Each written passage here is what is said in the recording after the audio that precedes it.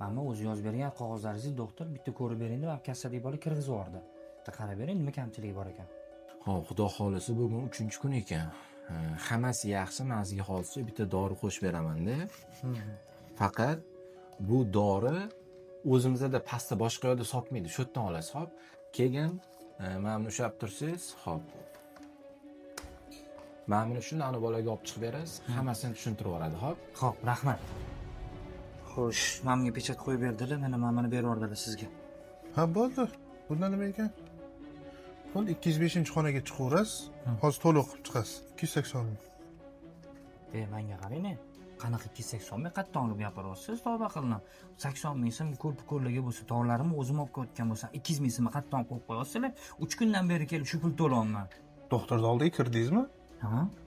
O'sha konsultatsiyasi 200 mingda. Menga qarang, 200 ming so'm birinchi safar meni oldilar. Lekin o'sha 2 marta ko'rmay, yana endi konsultatsiyaga 200 ming so'mdan to'lab kirmayman-ku. Qatdan o'ylab topdilaring bu narsani? Klinikalar narx to'g'ri kelmayotgan bo'lsa, больницаga borib davolang. O'rtoqlar, sizlar qanaqa fikrdasizlar? Kim haq, kim nohaq? Kommentariyada fikrlarni qoldirib ketinglar. Iloji bo'lsa videoga like bosib, tarqatib qo'yinglar, shunaqa insonlarga yetib borsin.